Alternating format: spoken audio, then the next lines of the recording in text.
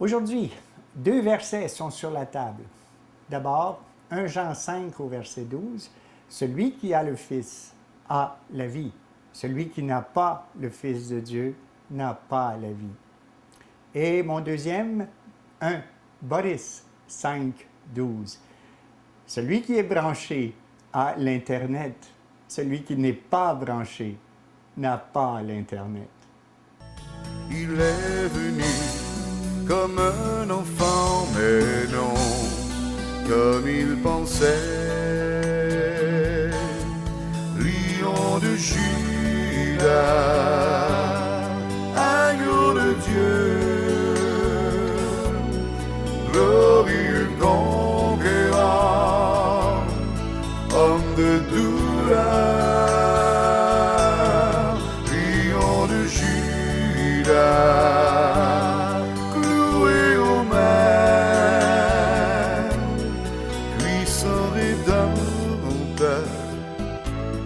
Précieux sauveur.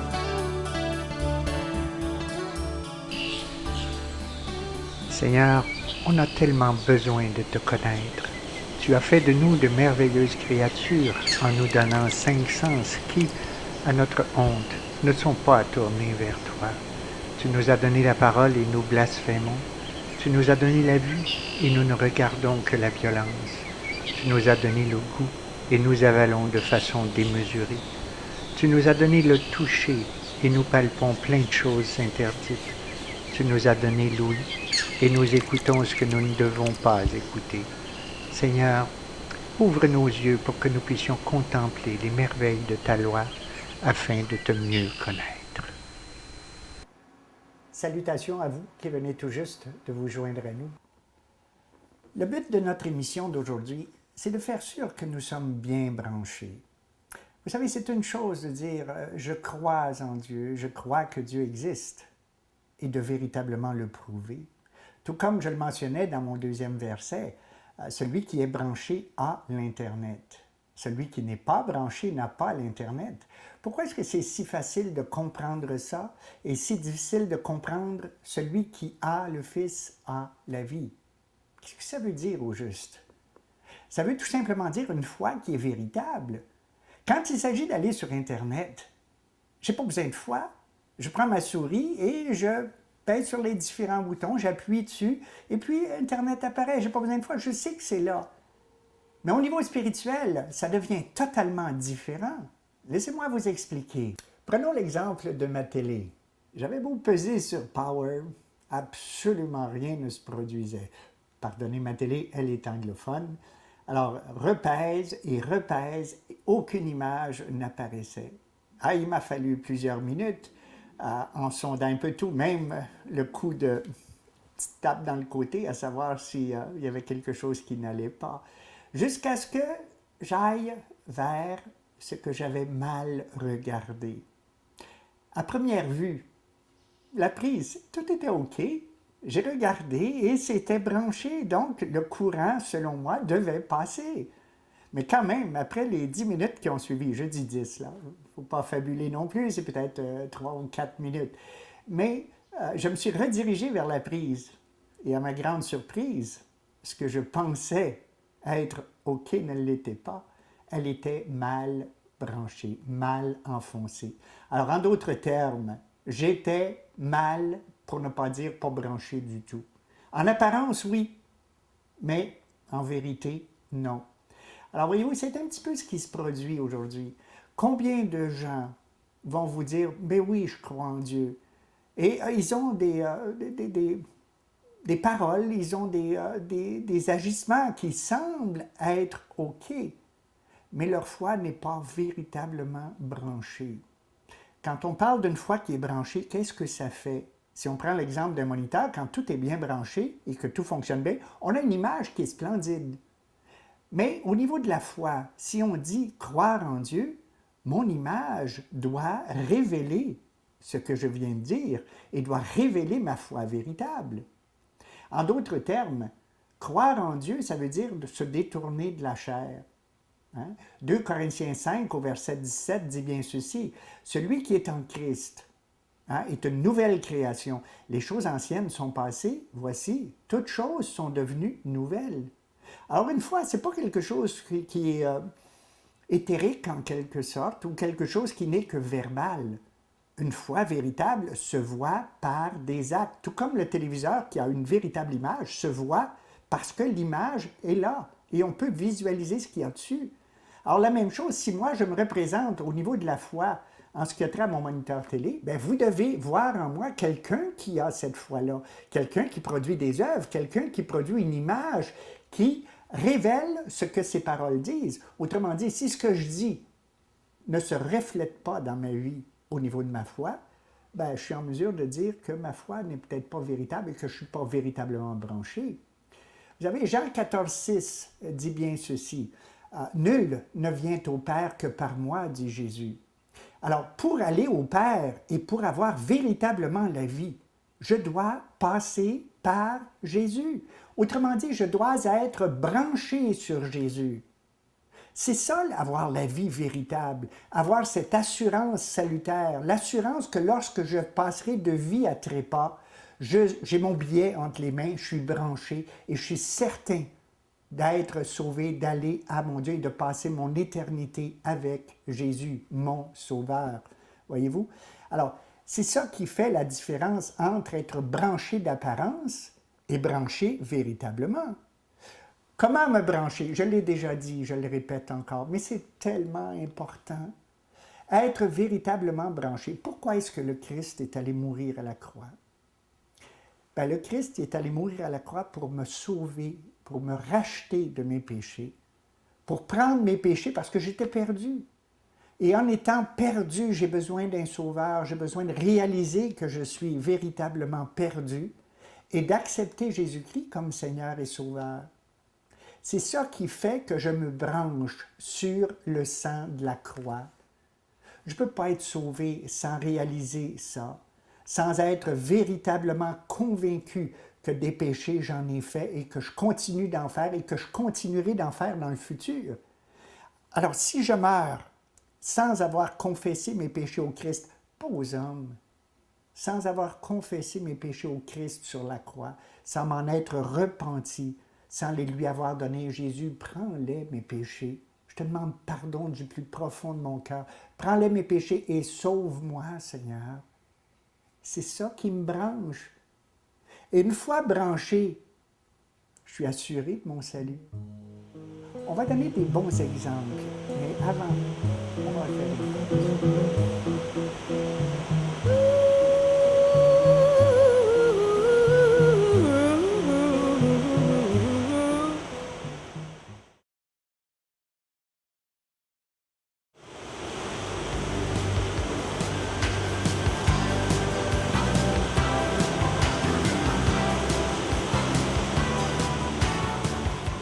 Alors, je voudrais prendre comme premier exemple le mariage. Qu'est-ce qui se passe au niveau du mariage? Je dirais même avant le mariage. Alors, il faut d'abord que j'aime la personne que je veux épouser. Il doit y avoir comme on dit en bon québécois, il faut tomber en amour. Et quand on tombe en amour, qu'est-ce qui arrive? Bien, on ne veut plus perdre celui ou celle avec qui l'on est. Et ça, c'est la première condition d'un mariage heureux, solide. C'est d'avoir un amour qui est véritable. Et ça, qu'est-ce que ça va produire? Bien sûr, ça va produire une famille, un foyer. Lorsqu'il y a union entre papa et maman, des enfants seront issus de cet amour-là, de ce mariage. Et il y aura quelque chose de visible, quelque chose de tangible suite à une union amoureuse. Ma foi, elle est véritable. Et je dois avoir une union amoureuse avec le Christ. Et cette union-là amoureuse ne se fait nulle part ailleurs qu'au niveau de ce qui se passe ici en dedans, dans mon cœur, vis-à-vis du Seigneur Jésus-Christ. Il a donné sa vie pour moi. Alors la moindre des choses que je puisse faire, c'est d'avoir une gratitude qui se veut éternelle. Merci Seigneur d'avoir donné ce que tu avais de plus précieux, ton bien-aimé Fils à la croix pour me sauver, me sortir de là. L'exemple que je voudrais donner, c'est le suivant. On avait un exemple, il y a plusieurs années de ça, je me servais de cet exemple-là. Croyez-vous que la reine d'Angleterre existe? Bien sûr, je ne pouvais pas faire autrement que de répondre oui. Bien sûr qu'elle existe, la reine d'Angleterre. Mais le fait de croire que la reine existe, est-ce que ça fait de vous un prince ou une princesse? Bien sûr que non. Qu'est-ce qu'il faudrait pour que vous soyez véritablement ou un prince ou une princesse? Il faudrait être issu de sang royal. En d'autres termes, il faudrait que votre père et votre mère soient un roi et une reine. Et que leur union, vous soyez issus de cette union-là. Et là, vous seriez véritablement un prince ou une princesse selon le cas. Alors, voyez-vous où je vais en venir? Le point est le suivant, c'est que ce n'est pas parce que je crois en Dieu que je suis enfant de Dieu. Croire en Dieu, c'est beaucoup plus profond que ça. Je dois naître de Dieu pour être véritablement enfant de Dieu, au même titre que je dois naître du roi et de la reine, être leur enfant pour être un enfant de sang royal, un prince ou une princesse. Alors, au niveau spirituel, l'exemple que je veux citer, c'est celui-là. Il me faut naître du Seigneur pour être véritablement son enfant. Vous connaissez le verset Jean 3,3, je me permets de vous le citer. Jean 3,3, c'est « il faut naître de nouveau pour être sauvé ». Ça, c'est Jésus lui-même qui le dit. Pour qu'un homme soit véritablement sauvé, il doit naître de nouveau. Mais qu'est-ce que ça veut dire que naître de nouveau? Ça veut dire naître de Jésus, bien sûr. Il y avait Nicodème qui était là, qui était venu de nuit, lui, au début, évidemment, du chapitre, à partir du verset 1, chapitre 3. Puis il disait, Seigneur, nous savons que tu es un homme venu de Dieu, parce qu'il n'y a pas personne qui peut faire les miracles que tu fais s'il ne venait de Dieu. Alors Nicodème reconnaissait qu'il était Dieu. Mais Jésus lui répond, il dit, Nicodème, si tu ne nais de nouveau, tu ne pourras jamais voir le royaume de Dieu. En d'autres termes, si tu n'es pas branché sur le Seigneur Jésus, tu ne verras jamais le royaume de Dieu. Autrement dit, tu seras perdu pour l'éternité. Et il lui donne un exemple qui est assez fabuleux. Il dit, Nicodème, le vent, tu sais qu'il vente dehors quand tu vois la poussière qui se lève. Personne n'a besoin de te dire qu'il vente. Pourquoi? Parce que tu en vois les effets. Tu ne sais pas d'où il vient ni où il s'en va. Mais par contre, tu peux facilement visualiser les effets. Tu vois tout ce qui revole autour, les arbres, tu en entends même le bruit dans les feuilles, tu entends tout ça. Mais toujours est-il que tu ne sais ni d'où il vient ni où il s'en va. Alors il dit, quand tu vas naître de nouveau, il dit la même chose va se produire dans ton intérieur. Quand tu vas faire de Jésus-Christ le Seigneur de ta vie, que tu vas te repentir de tes péchés du plus profond de ton cœur, tu ne verras pas l'Esprit qui va rentrer en toi, mais tu vas en sentir les effets dans ta vie. En d'autres termes, tu vas savoir que tu es branché. Parce que l'Esprit qui est à l'intérieur de toi va communiquer à ton esprit que tu es véritablement un enfant de Dieu, que tu es véritablement branché.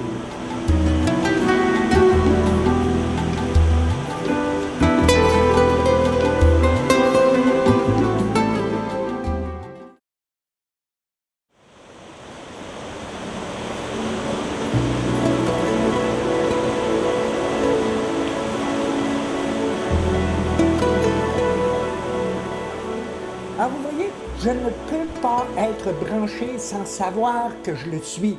Au même titre que l'Internet. J'envoie les images, j'envoie tout, je pèse sur les boutons, tout est visuel et je le sais. Au niveau spirituel, comment faire pour savoir si je suis vraiment branché, si je suis vraiment sauvé? Bien, c'est là qu'est tout le secret. Par la repentance de mes péchés, l'Esprit entre en moi. Spirituellement parlant, je ne peux pas le voir. Un esprit n'est pas visuel. Mais il entre en moi et c'est lui qui va témoigner à mon esprit, qui va me dire dans tout mon intérieur que je suis véritablement branché, sauvé, et qu'un jour, lorsque je partirai d'ici, je verrai mon Sauveur face à face et je le connaîtrai comme j'ai été connu. C'est ça que je peux qualifier de nouvelle naissance. Parce que c'est là que je vais connaître mon premier amour véritable, mon amour spirituel envers Jésus. En d'autres termes, comme si je me mariais avec lui. C'est une nouvelle alliance. C'est pour ça que dans 2 Corinthiens, comme je disais tantôt au chapitre 5 au verset 17, c'est pour ça que je dis que les choses anciennes sont passées. C'était mon ancienne vie, mon vieil homme, ma façon charnelle de voir la vie, de voir les choses. Alors, ma nouvelle naissance, c'est quand Christ entre en moi de par la puissance de son esprit, vient renouveler mes yeux, mes oreilles, tous mes sens. C'est pour ça qu'il dit à Nicodème, Nicodème, si tu ne nais de nouveau, tu ne peux voir le royaume de Dieu. Alors je dois naître de l'esprit, et naître de l'esprit, c'est permettre à l'esprit d'entrer en moi, mais l'esprit ne peut pas y entrer si les péchés qui sont à l'intérieur ne sont pas effacés. Pardon? Alors, la seule façon d'effacer les péchés qui sont en moi pour permettre à l'esprit d'entrer, c'est de les donner au sang du Christ sur la croix. Il n'y a que le sang du Christ qui peut véritablement effacer tous mes péchés, passés, présents, à venir. Et quand j'ai fait ça de tout mon cœur, c'est là que tout le sang de la croix lave mes péchés. Je suis pur aux yeux de Dieu et Dieu me voit à travers du sang de son Christ, à la croix de son Fils bien-aimé. C'est pour ça qu'on qualifie ça de nouvelle naissance, parce que je n'avais jamais connu ça avant, moi, ce que ça avait produit dans ma vie. J'étais 38 ans sans même savoir qui était vraiment Dieu. Je pouvais être, comme je l'ai dit tantôt, branché d'apparence, mais loin de l'être véritablement. La prise n'était pas enfoncée dans le mur. Alors quand j'ai réalisé que j'étais perdu, et puis que j'ai vu ce passage-là dans Jean 3,3, où il me fallait naître de nouveau, pensez-vous que je ne me suis pas questionné? Je n'ai pas envie de mourir, moi, sans savoir où je m'en vais. Je veux savoir où je m'en vais. Je veux avoir mon billet. Je veux avoir mon assurance éternelle. Mais non pas, j'espère que je serai sauvé. Eh, mais, Dieu n'a jamais voulu ça dans son Écriture. Dieu dit, je veux que tu saches que tu peux être sauvé si tu le veux. Mais c'est un choix qui doit venir de toi, de moi. Je dois choisir le lieu où je veux aller. Et ça, c'est rempli dans l'Écriture de ces beaux versets-là. Autrement dit, je ne peux pas me permettre d'être branché d'apparence. Il faut que je sois véritablement branché sur le nom du Seigneur Jésus-Christ. Nul ne vient au Père que par moi, dit Jésus. Il faut tellement saisir ça. La fin approche, que vous ayez 10 ans ou que vous en ayez 60 ou 80, qu'importe. Aux yeux de l'éternité, ce temps-là est relativement très court. Alors c'est pour ça que demain, après-demain, ce sera mon tour de quitter cette chair. Et je devrais me présenter devant lui. Et comme je l'ai dit aussi récemment, dans Amos 4,12, il est très bien stipulé, prépare-toi à la rencontre de ton Dieu. Alors je ne peux pas arriver devant lui avec tous mes péchés, passé, présent et tout à venir. Ces péchés-là doivent être pardonnés. Vous savez, si je pouvais me brancher tout seul, en d'autres termes, si je pouvais me sauver tout seul, pourquoi est-ce que le Christ serait allé mourir à la croix? Il aurait tout simplement dit, écoute, si tu es capable de faire ça, pourquoi est-ce que moi j'irais mourir à ta place? Pourquoi est-ce que j'irais mourir à la croix si tu es capable de te sauver? Alors sauve-toi, moi j'irais sûrement pas mourir à la croix si tu es capable de te sauver tout seul par tes bonnes œuvres. Alors le fait qu'il soit allé mourir sur la croix, c'est parce que je ne peux pas me sauver moi-même. Dussé-je être le meilleur homme ou que vous soyez la meilleure femme au monde? Personne ne peut se sauver soi-même. Le prix est trop élevé. Il fallait quelqu'un de totalement innocent pour nous brancher, nous brancher à Dieu. Et Dieu, dans son amour, nous a donné ce qu'il avait de plus précieux, ce qu'il avait de plus parfait, son Fils. Alors c'est en Jésus-Christ que je nais de nouveau, c'est en Jésus-Christ et en passant par lui, il est mon fil connecteur pour aller et me présenter devant Dieu et être accepté de Dieu. Christ a été la justice de Dieu pour mes péchés. Il y a quelqu'un qui a dû verser son sang, il y a quelqu'un qui a dû payer ma dette parce que je n'avais pas les moyens de payer ça. Alors vous voyez cette foi-là qui est véritable, je ne peux pas être vu de Dieu sans qu'il me voie à travers du sang de la croix, parce que c'est la seule chose qui peut me justifier aux yeux de Dieu, d'être entièrement pardonné à cause du sang du Christ. Il n'y en a pas d'autre moyen, il n'y a pas d'autre chemin. Jésus l'a dit, je le répète, nul ne vient au Père que par moi. On s'arrête pour une pause.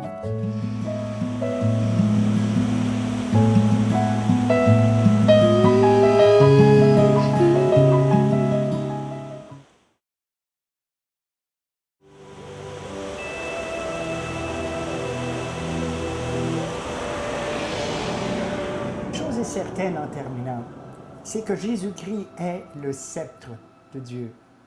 Quand on parle de sceptre, on parle d'un bâton de commandement. On parle d'un bâton qui signifie l'autorité suprême. Et ce bâton-là a pouvoir de vie et de mort sur toute créature qui faisait partie du royaume d'Assuérus. Si on retourne dans l'Ancien Testament, le parallèle est quand même assez extraordinaire. Dans le livre d'Esther, chapitre 4, verset 11, il est cité ceci. « Tous les serviteurs du roi et le peuple des provinces du roi savent qu'il existe une loi portant peine de mort contre quiconque, homme ou femme, entre chez le roi dans la cour intérieure sans y avoir été appelé. Celui-là seul a la vie sauve à qui le roi tend le sceptre d'or. Et moi, dit Esther, je n'ai point été appelé auprès du roi depuis plusieurs jours. » Alors vous voyez la loi qui régnait à l'époque, où le roi avait cette autorité-là de vie ou de mort sur quiconque se présentait devant lui sans avoir été appelé. Alors, le point que je veux soulever, c'est le suivant. C'est que dans l'Ancien Testament, bien sûr, c'était la loi. Dans le Nouveau Testament, on parle de la grâce. Et Dieu est prêt à nous présenter le sceptre, à nous faire grâce, parce que son sceptre, c'est nul autre que le Seigneur Jésus-Christ, qui a donné, lui, sa vie pour chacun d'entre nous. Et Dieu, aujourd'hui, nous tend ce sceptre-là afin de nous accorder la vie éternelle, ce qui veut dire, en fait, le pardon de tous nos péchés, passés, présents et à venir. Ce qui nous accorde la vie éternelle, rien de moins que ça. Alors, comment est-ce que je peux refuser de toucher ce sceptre-là, comme la reine Esther l'a fait? Voyez-vous, au chapitre 5, au verset 2, elle dit... Lorsque le roi vit la reine Esther, debout dans la cour, elle trouva grâce à ses yeux. Et le roi tendit à Esther le sceptre d'or qu'il tenait à la main. Esther s'approcha et toucha le bout du sceptre. Et selon la loi des Mèdes et des Perses, Esther avait trouvé grâce, elle avait la vie sauve. Alors la même chose au niveau spirituel, mes enfants. Il faut faire de Jésus-Christ le sceptre de notre vie. Toucher le cœur de Jésus-Christ par la repentance de nos péchés et avoir aux yeux du Roi suprême, qui est notre Dieu, notre Créateur, avoir la vie sauve. Il n'est pas de plus merveilleux sceptre que celui du Seigneur Jésus-Christ qui a donné sa vie pour toi et pour moi. En d'autres termes, pour garder le fil de notre émission, est-ce qu'on désire véritablement être branché à Jésus-Christ sur la croix ou si on ne le désire pas? Personne ne peut vous forcer ni me forcer. C'est un choix tout à fait personnel que vous devez prendre et que je dois prendre. Mais une chose est certaine, Dieu nous donne la façon d'être branché si on le veut. On n'a qu'à regarder Jean 5 au verset 24. Il y a 2 fils connecteurs pour être véritablement branché et ce, pour une éternité. En vérité, dit-il, je vous le dis, celui qui écoute ma parole, premier fil, est-ce que vous acceptez d'obéir à la parole de Dieu? Parce que le mot « écouter » dans l'hébreu ici a le sens d'obéissance. Alors c'est mon premier fil conducteur. Est-ce que j'accepte d'obéir à la parole de Dieu? Le deuxième est qui croit à celui qui m'a envoyé, dit Jésus. Est-ce que vous croyez que Dieu, par amour pour vous, a envoyé Jésus-Christ mourir à la croix pour vos péchés? Alors, si vous avez ces 2 fils connecteurs-là, vous acceptez d'obéir à la parole de Dieu, vous croyez que Dieu a envoyé Jésus-Christ mourir à la croix pour vous, alors vous êtes définitivement branchés. Et qu'est-ce qui se produit après? Regardez bien ce que dit l'Écriture. Elle dit, ceux qui croient ça ont, ou a ici, c'est le verbe avoir, hein, le verbe avoir c'est présent et le présent c'est maintenant, a la vie éternelle et ne vient point en jugement, mais il dit que nous sommes passés de la mort à la vie. Alors, de mort qu'on était, c'est-à-dire non branché, ben, on devient branché. Alors, on passe de la mort à la vie. Et il n'y a désormais plus aucune condamnation sur nous, puisque nous sommes branchés et que tous nos péchés, passés, présents, à venir, sont effacés, oubliés, jetés derrière son dos, et Dieu ne nous condamne plus. Alors, c'est toute une assurance et une bénédiction que d'être véritablement branché. C'est ce que je vous souhaite, c'est ce que je nous souhaite à chacun d'entre nous d'ailleurs, parce qu'on ne souhaite pas ça à son pire ennemi, d'être perdu pour toute une éternité. Alors, bonne semaine, révisez un petit peu votre parole cette semaine si vous avez une chance. Allez-y voir et vous verrez tout ce qu'on dit, qu'il y a un message dans l'Écriture qui est tout à fait merveilleux. Que le Seigneur vous bénisse et portez-vous bien. Non rien d'élégant, ni trône puissant, ni armée à ses côtés.